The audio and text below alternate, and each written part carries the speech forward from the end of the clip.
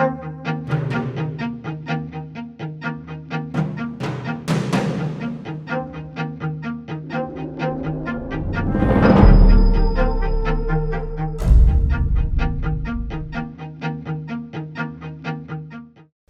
and welcome to Foreign Affairs Focus. I'm Jonathan Tepperman, Managing Editor of Foreign Affairs. It's our great pleasure and honor to have with us today Muhtar Kent, Chairman and CEO of Coca-Cola Company.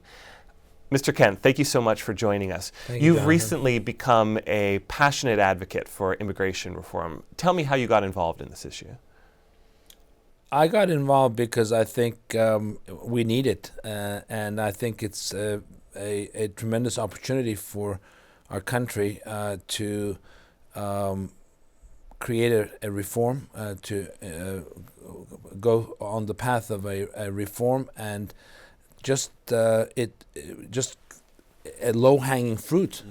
And I think when you have a situation in the country where we have 10 to 12 million immigrants that don't have papers, whose children are American citizens, I think they need to see a path forward.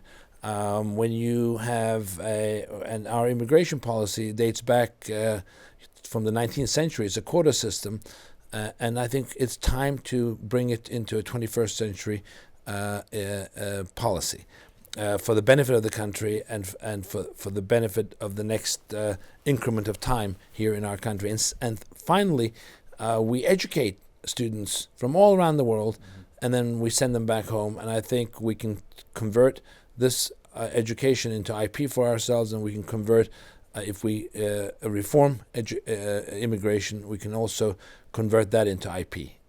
You were born in the United States, but spent your formative years abroad. Has that influenced your thinking about immigration?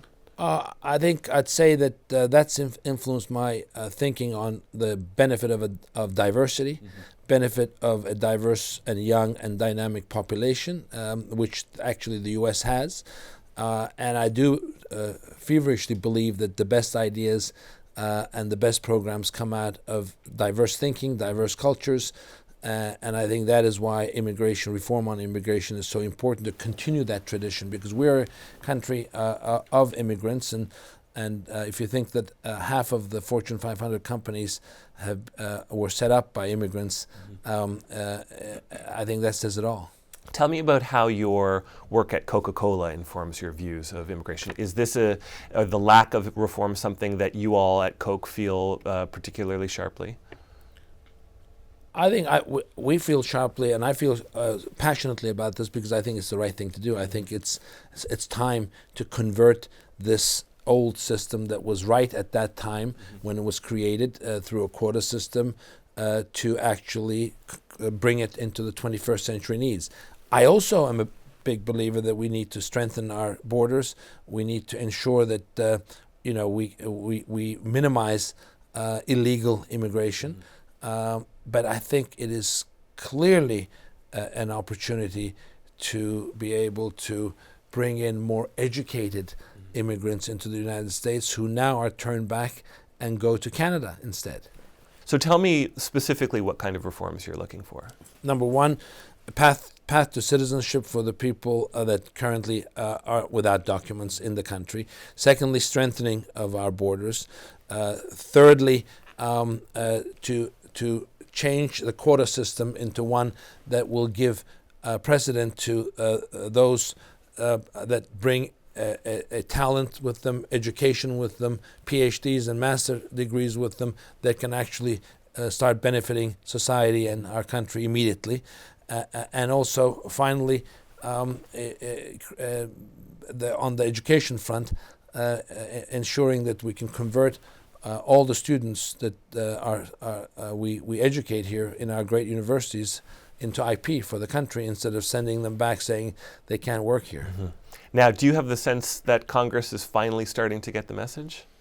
I think I see a general consensus that there's a need for a 21st century immigration policy in the United States, and time will tell whether we can get it done. I truly hope that this opportunity can be realized. Now, you've written that immigration is not just an American issue, that it's a global issue. Tell me about that. Well, I think in a time when we have such an economic crisis in the world, there's a greater need for free trade of goods, but also greater need for free flow of people that will benefit the world. And when you look at many countries around the world, like Japan, like parts of Europe, that have populations that are going to decrease in the next 20, 30 years, demographics are going to be a really important factor in ensuring in the well-being of these countries that are going to have population reductions. And therefore, I think we need to have a general policy around the world for more free flow of people, particularly people with that can add to those countries that they want to go and migrate to. Muhtar Kent, thank you so much for talking to Foreign Affairs. Thank you.